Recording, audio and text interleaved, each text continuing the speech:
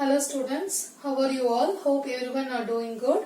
So today we are going to see a new lesson in chemistry. Okay, so it is an interesting chapter. I will give you one clue so that you can find it out what it is. So which is considered to be the basic building block of matter? Can anybody answer it? Atom. Yes, you are right. So today we are going to see in detail about the chapter structure of atom.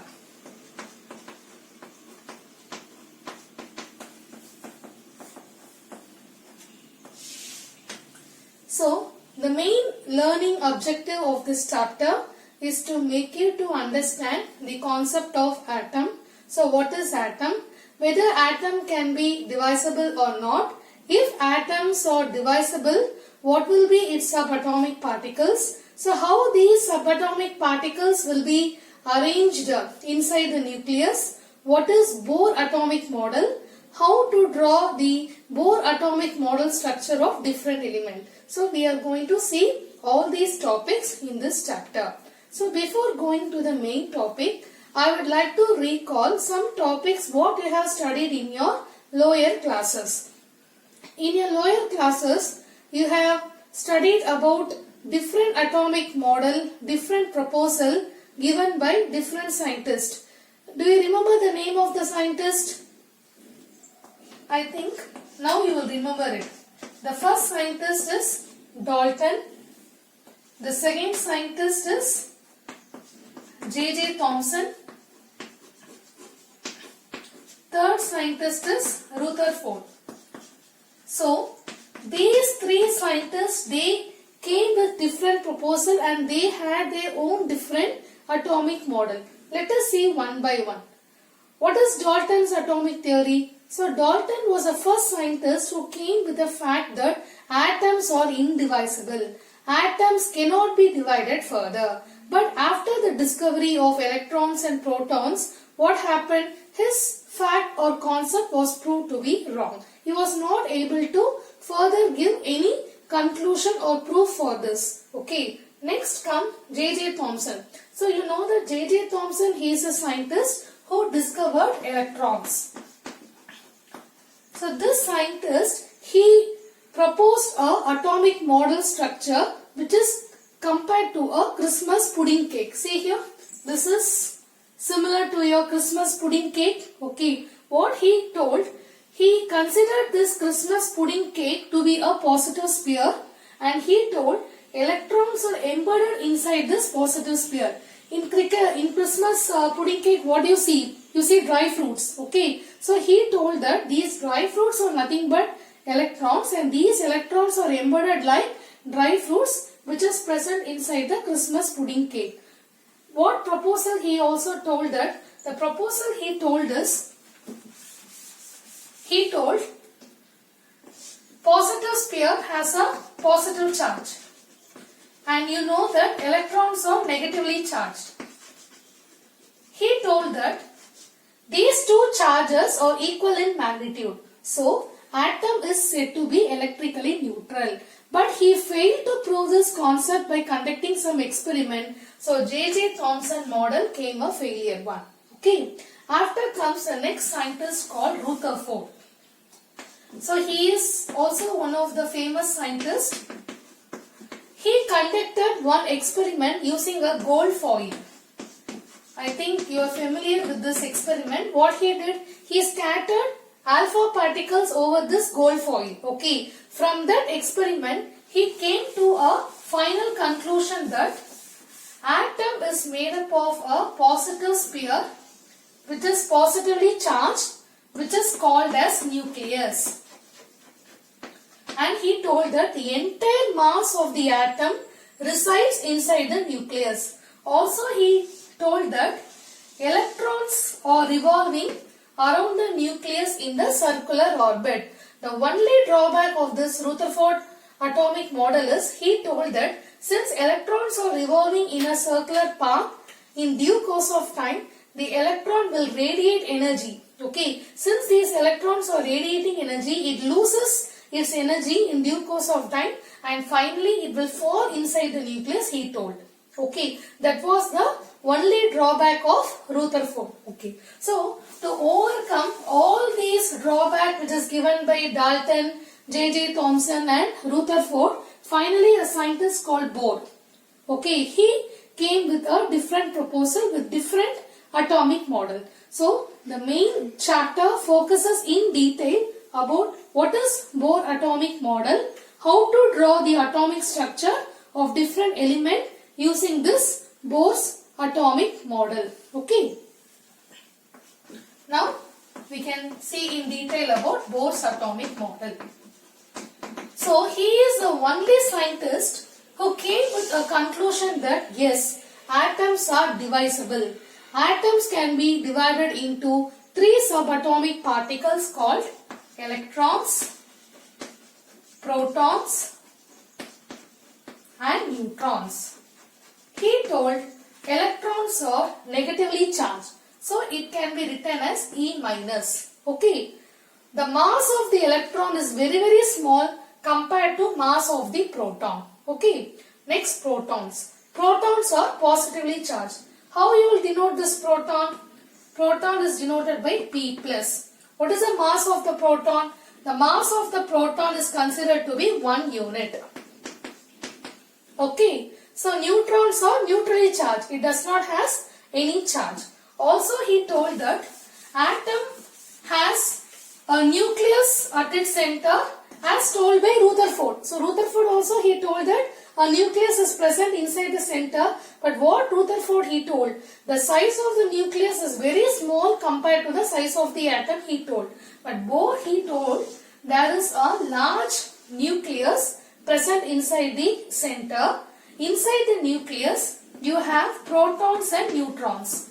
Inside the nucleus you have proton and neutron, and the electrons are revolving around the nucleus in discrete orbits. The electrons are revolving around the nucleus in discrete orbit. So this word is a new word to you. Okay, there is a main difference between the Rutherford model and Bohr model. What Bohr told, yes, the electrons are revolving around the nucleus, but the electrons are revolving around the nucleus in discrete orbit. This discrete orbit are also called as shells. See, this is the nucleus. You have protons and neutrons inside. These are the several discrete orbits. These discrete orbits are represented by the letters K, L, M, N, etc. So these are also called as energy levels.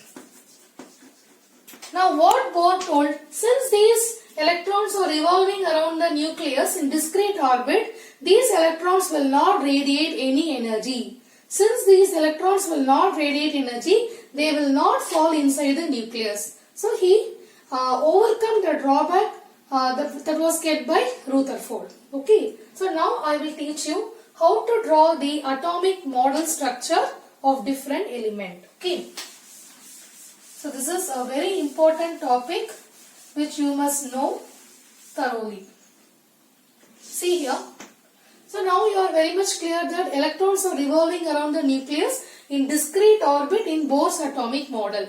Now you should know how many electrons can be accommodated in each and every discrete orbit. Redraw the atom model. See here. Redraw the diagram. This is nucleus. You have protons and you have neutrons. This is the first discrete orbit. It is said to be K shell. Okay. Next, the second discrete orbit, which is said to be L shell. And third discrete orbit, which is said to be M shell.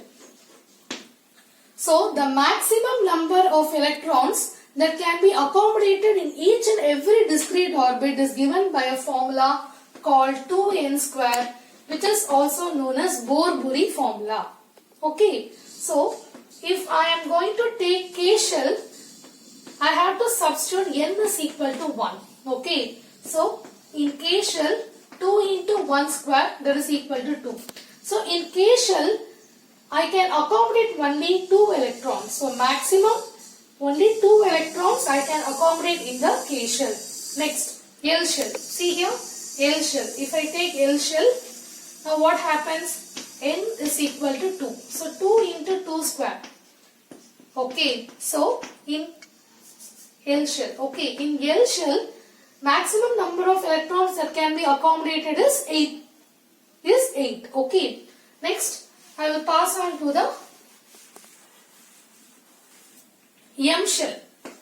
So for M shell, what will be the N value I have to take? 3. N is equal to 3. Yes, right. So M shell equal to 2 into 3 square. So 18. So in K shell I can accommodate only 2 electrons. In L shell I can accommodate only 8 electrons. And in M shell I can accommodate only 18 electrons. Okay, so you remember like this: 2, 8 and 18. Okay, after filling each and every shell only you have to go to the next shell. Okay, unless you fill the L shell, you cannot distribute the electrons in the M shell. Each electrons has to be filled in the sequential order. Okay. Now, to draw the atomic model structure of an element, you should know a very important term that is called atomic number and mass number. Have you heard this before? Atomic number and mass number. See, in your modern periodic table, this modern periodic table you will be studying in detail when you come to grade 10. Okay. In your modern periodic table, all the elements were arranged in the order of their increasing atomic number. Okay. If you take any element, the atomic number should be written here. Okay. Your mass number should be written in the top. Okay. What is this atomic number determines? The atomic number, it determines the number of protons or number of electrons. When you hear a term called atomic number, it denotes the number of protons or number of electrons. Then what is this mass number? If you add number of protons and number of neutrons,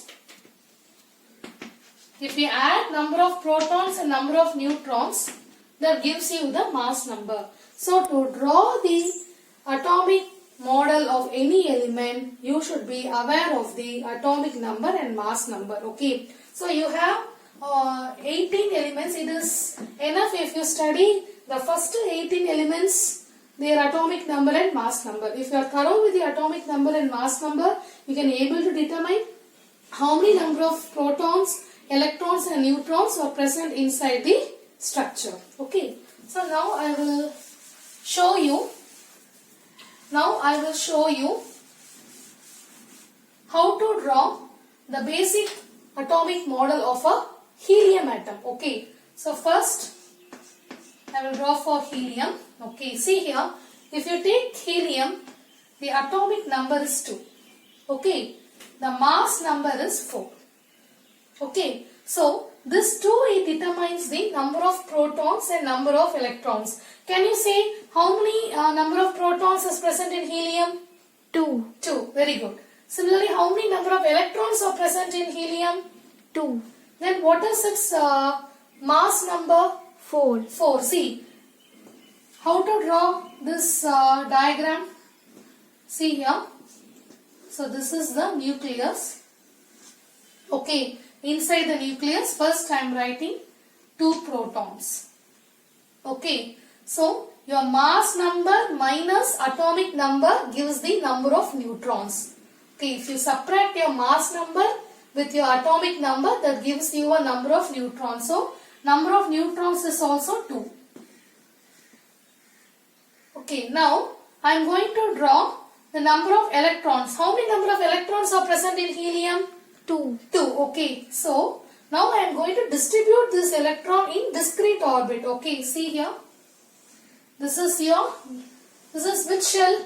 The first shell is K shell. K shell. Okay. So this is the K shell. I am going to distribute this electron. 1, 2. Okay. Whether you have any electron to fill in the L shell? You have any electron? No. No. Because you have only 2 electrons. The 2 electron I have accommodated in the K shell. Can you understand? This is the atomic model structure of the helium atom. Okay, atomic model structure of a helium atom. See here.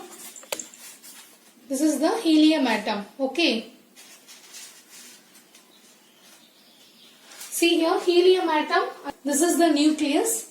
This part is the nucleus. Okay. So, how many number of protons will be there? 2. So, this red color, this red color, 2 balls you have. This is number of protons. Okay. This 2 orange balls. It is number of neutrons. This is number of neutrons. So, in your helium, how much you have? You have 2 protons and 2 neutrons. How much? 4 minus 2 is 2. Okay. How many electrons will be accommodated in K shell? Only 2. See here. Once again I will explain you. This red ball indicates the number of proton, which is 2. This orange ball, it denotes the number of neutrons, which is also 2.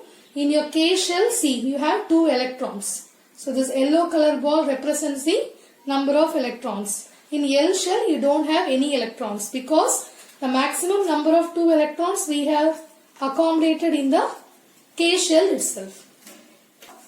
See, for beryllium, the atomic number is 4. Your mass number is 9. Okay, can you tell me how many number of protons and number of electrons are here in beryllium? 4. Number of protons is 4.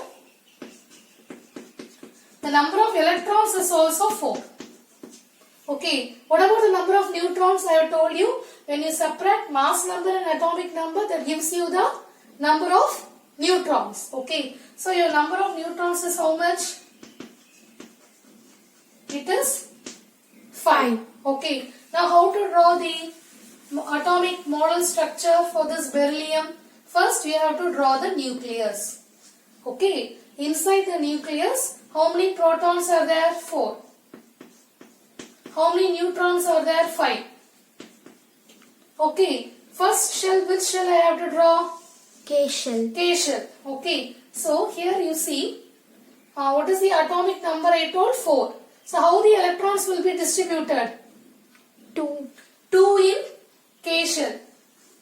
I cannot put this 4 electrons in the K shell itself because I have told you only the maximum number of electrons that can be accommodated in K shell is 2. Okay, so the remaining 2 I have to put in the L shell only. Can you understand? Many students, they do this wrong. What they do? Automatically they will put all these 4 electrons in the K shell itself. You should not do. Because the maximum number of electrons that can be accommodated in the K shell is 2. So, once you have filled these 2 electrons in K shell, you have to go to the next shell, which is L shell. Can you understand? So, beryllium, your atomic number is 4, mass number is 9. Okay, so here this red color denotes the number of electrons. So, you have number of protons, so you have 4, and number of electrons, see, 2 electrons are distributed in K shell and 2 electrons are distributed in L shell. Okay, so what about the neutrons? Neutrons you will be having 5 because 9 minus 4 is 5. So number of protons is 4, so 1, 2, 3, 4. Number of electrons is 4, that 1, 2, 3, 4, that is distributed equally in K shell and L shell. Number of neutrons is 5. 1, 1, 2, 3, 4, 5.